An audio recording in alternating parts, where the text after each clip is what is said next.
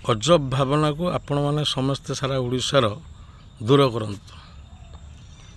ଭାବନା ସଦାବେଳେ ପାଇଁ ସମାନ ନଥାଏ। ସମୟ ଅନୁସାରେ ନିଜ ଭାବନାରେ କାମ ହୁଏ, ନହେଲେ ପର ଭାବନାରେ କାମ ବି ହୁଏ। ଯେତେ ବଡ଼ ଜ୍ଞାନୀ ହେଉ, ଡକ୍ଟର ହେଉ, ଶିକ୍ଷକ ଶିକ୍ଷୟିତ୍ରୀ ଯିଏ ବି ହେଉ,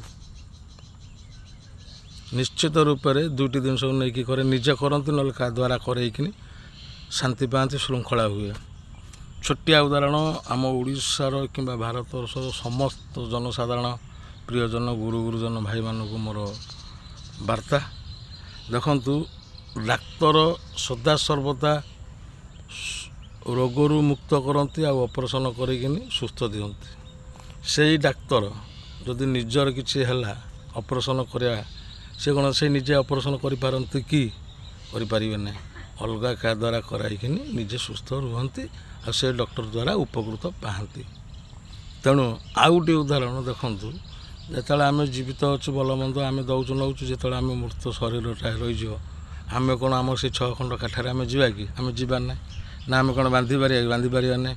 ନା ଆମେ କ'ଣ ନିଜେ କେଉଁଠି ଯାଇକିନି ଶ୍ମଶାନରେ ପହଞ୍ଚି ପାରିବା? ଆମକୁ କିଏ ନେଇକି ଯିବେ? ତେଣୁ ଦୁଇଟି ଜିନିଷ ରହୁଛି। ଦୁଇଟି ଜିନିଷକୁ ଚଳପ୍ରଚଳ କରିକିନି ସ୍ଥିର ମନୋଭାବ ନେଇକିନି କାର୍ଯ୍ୟ କରନ୍ତୁ। ସବୁ ସେଇ ଭଗବାନଙ୍କର ଇଚ୍ଛା। ଭଗବାନଙ୍କୁ ନେଇକି କାର୍ଯ୍ୟ କରିବ ମାନେ ନିଶ୍ଚିତ ଭଲ ହେବ। ଦୁଃଖ ସୁଖ ନିଚ ଉଚ୍ଚ ସମସ୍ତଙ୍କୁ ନେଇକି କାର୍ଯ୍ୟ କଲେ ଭଲ ହେବ। ଜୟ ଜଗନ୍ନାଥ।